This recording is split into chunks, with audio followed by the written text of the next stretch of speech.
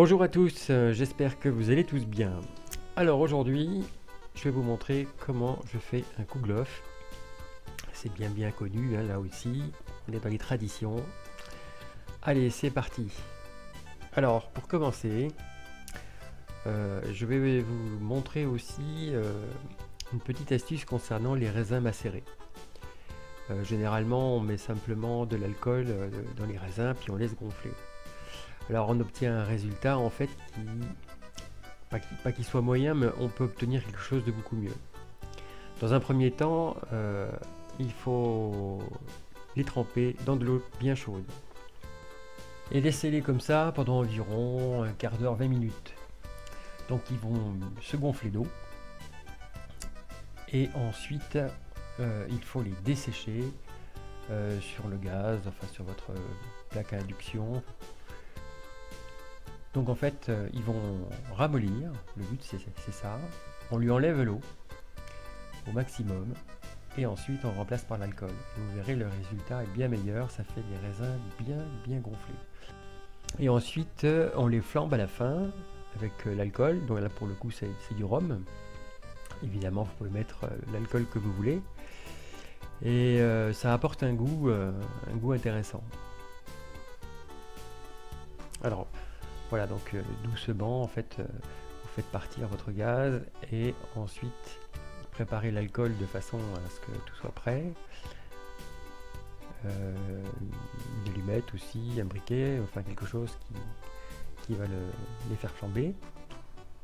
Et il faut bien enlever l'eau. Bon, voilà, on accélère la vidéo de façon à ce que ça aille un petit peu plus vite. Et vous continuez comme ça jusqu'à ce qu'il y ait pratiquement plus d'évaporation, plus de fumée, plus de vapeur d'eau. Et voilà, bon, ça prend quelques minutes.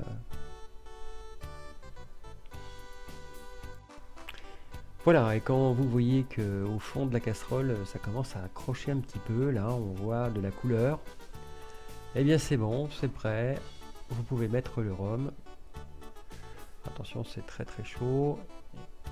Ne vous mettez pas au-dessus non plus, sinon adieu les moustaches, les cheveux. Voilà, ça brûle pas longtemps. Hein, une fois que l'alcool a brûlé, bon, ça s'éteint.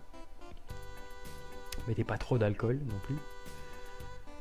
Voilà, alors reversez tout ça dans un petit récipient. Et il n'y a plus qu'à mettre à recouvrir d'alcool complètement. Un bon centimètre au-dessus, hein, puisqu'en fait ça va bien gonfler, donc ça prend du volume. Donc mettez bien de l'alcool. Voilà.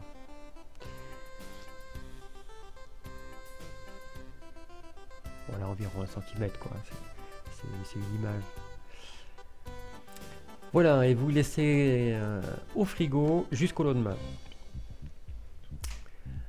Alors, à préparer aussi pour le lendemain, le levain.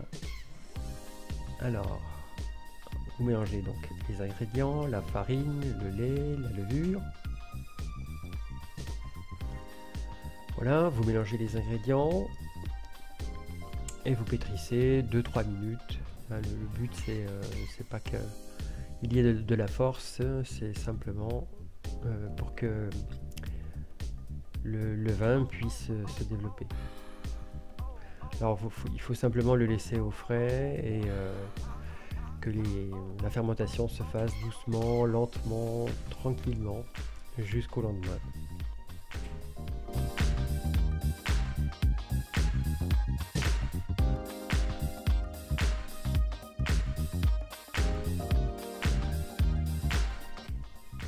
Alors ensuite, il ne reste plus qu'à mettre votre pâte dans un saladier, de le filmer et donc de le mettre au réfrigérateur.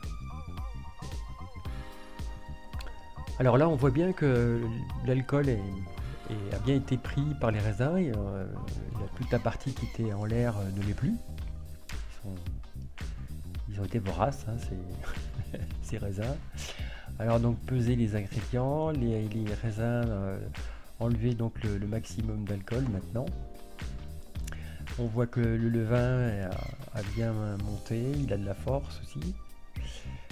Et il ne reste plus qu'à mettre donc le sel, le sucre, la levure, les jaunes d'œufs, le lait, et il n'y a plus qu'à commencer à pétrir. Voilà le lait. Et donc première vitesse, voilà. Donc il y a le levain prend un petit peu de place au début et puis ensuite ça va bien s'homogénéiser. Et vous laissez pétrir bien une dizaine de minutes. Bon là la vitesse n'est pas en accéléré, c'est la vidéo qui est en accéléré. Voilà, pour gagner un petit peu du temps, mais une fois que votre pâte forme voilà, est bien homogénéisée, comptez une dizaine de minutes, pardon, de façon à ce que vous ayez une pâte avec un peu de force.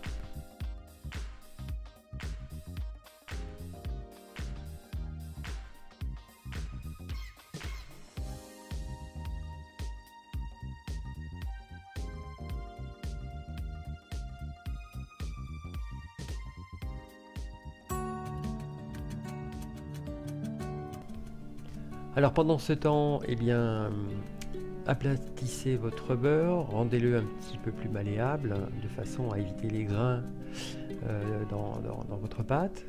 Il faut simplement, avec un rouleau, voilà, taper dessus. C'est très malléable le beurre, on ne se rend pas compte comme ça, mais ça marche très très bien. Et ensuite, reste plus qu'à l'incorporer dans votre pâte. Pareil, vous pétrissez, alors il n'y a pas de temps particulier, c'est simplement une fois que votre beurre est rentré et que la pâte se décolle, c'est prêt. Pendant ce temps, graissez vos moules de manière à ce que vous n'ayez pas de soucis pour le démoulage. Voilà, donc ici un moule à couleuvre, évidemment. Alors avec un beurre pommade, c'est important d'avoir un beurre un petit peu épais. Si vous faites fondre complètement, ça marche moins bien, ça graisse moins bien.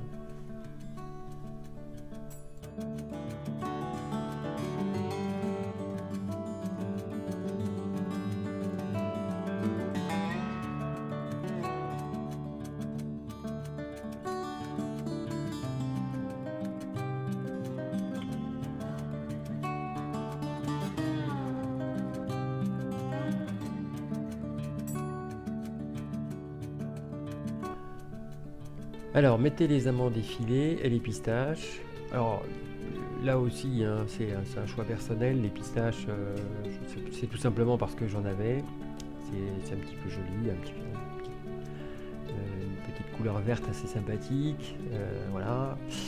Les amandes effilées, il faut mettre des amandes entières aussi, c'est très très bien et il n'y a pas de problème évidemment.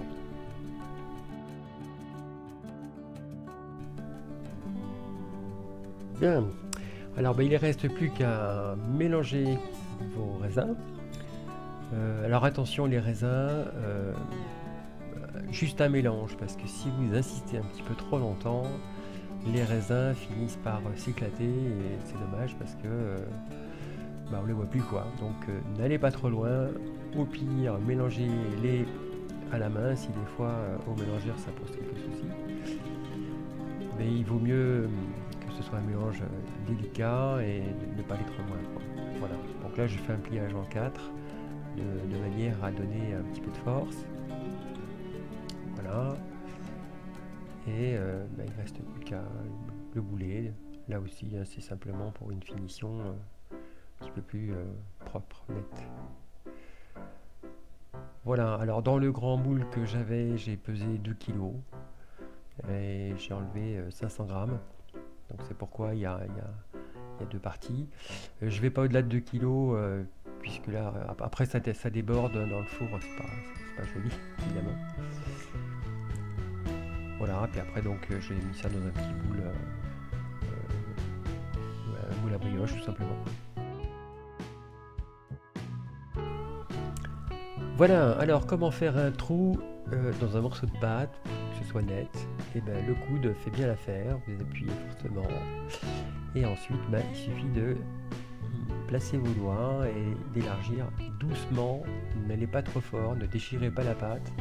Là, vous ferez plus de mal que de bien.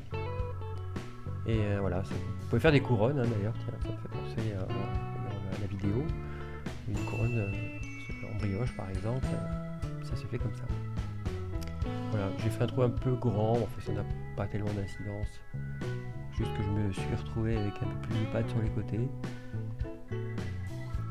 Voilà, alors laissez lever une bonne heure, 1 heure et demie. Alors ça dépend en fait si on est l'hiver, l'été, hein, c'est comme d'habitude. Les temps de pousse sont relatifs.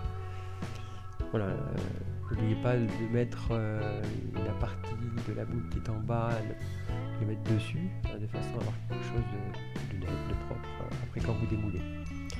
Voilà, une fois que ça a bien monté, alors brossez pas trop quand même, ne dépassez pas trop, ça pourrait continuer encore, mais par contre au four c'est plus difficile à cuire. Voilà, donc dès que vous êtes à hauteur du moule, vous arrêtez. Alors pour cuire, comptez 1 heure, démoulez et remettez un quart d'heure, donc la partie qui est en bas, vous la mettez en haut. Ça permet une meilleure cuisson. Alors une cuisson à 160 degrés, doucement, toutes les pièces qui sont grosses comme ça, il faut vraiment cuire lentement. Voilà, puis après un petit peu de sucre glace là, et voilà, c'est tout mignon, tout joli. Voilà, j'espère que cette vidéo vous aura plu. Merci de liker si vous avez aimé. Et à très bientôt. Salut!